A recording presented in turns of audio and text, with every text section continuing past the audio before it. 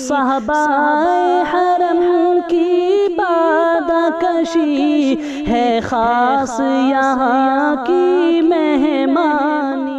بسم اللہ الرحمن الرحیم۔ محترم ناظرین و سامعین کرام، السلام علیکم ورحمۃ اللہ وبرکاتہ۔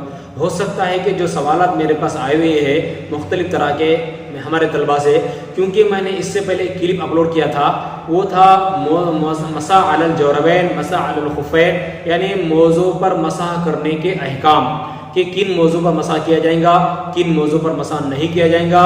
فی زمانہ جو موضوع رائج ہے، سوت کے ہے، اون کے ہے، کپڑے کے ہے، اور اسی طرح سے چمڑے کے موضوع ہے، تو ان موضوع پر مسح درست ہے یا نہیں، کس طرح کے موضوع پر مسح درست ہوگا، اور مسح علی الجبیرہ یعنی پٹی کے اوپر مسح کرنا، پلاسٹر جو لگا ہوتا ہے اس پلاسٹر پر مسح کرنا درست ہے یا نہیں، تو اس کی تفصیلی بحث میں نے اپنے اسی چینل میں نے اپلوڈ کی ہے، جس کی لنک میں نے اسی ویڈیو کے ڈسکرپشن میں ڈال دیا ہے۔ اگر چاہے تو آپ اسے مکمل طور پر تفصیلی طور پر، جس کی بحث 21 منٹ کی ہے، آپ چاہے تو وہاں سے دیکھ سکتے ہیں۔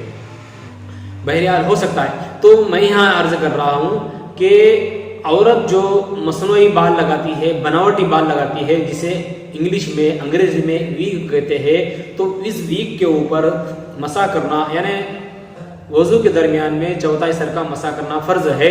اگر ان سر کے بالوں پر جو قدرتی بال ہوتے ہیں، ان بالوں کو چھوڑ کر جو مصنوعی بال ہوتے ہیں، ان بالوں کے اوپر اگر سر کے اوپر مسح کیا جائے تو یہ مسح درست ہے یا نہیں، تو اس کا جواب یہ ہے کہ جو خواتین عام طور پر مصنوعی بال لگاتے ہیں، چاہے وہ بال طاقت سے نکالنے کے بعد نکلے یا طاقت سے نہ نکلے یا آسانی سے نکلے، تو بہرحال دونوں صورتوں میں ان بالوں کے اوپر سر کا مسح کرنا درست نہیں ہوگا۔ جب مسح درست نہیں ہوا تو وضو نہیں ہوا، جب وضو نہیں ہوگا تو نماز نہیں ہوگی۔ اس لیے جو اصل سر کے بال ہیں ان بالوں کے اوپر مسح کرنا ضروری ہوگا۔ ان بالوں کو چھوڑ کر، قدرتی بالوں کو چھوڑ کر دوسرے بالوں پر، مصنوعی بالوں پر اور بناوٹی بالوں پر مسح کرنا درست نہیں ہوگا، بلکہ اصل سر کے اوپر مسح کرنا ہوگا، ورنہ نماز نہیں ہوگی اور وضو نہیں ہوگا۔ اس کے لیے دوسرے کے لیے شیئر کریں۔ السلام علیکم ورحمۃ اللہ وبرکاتہ۔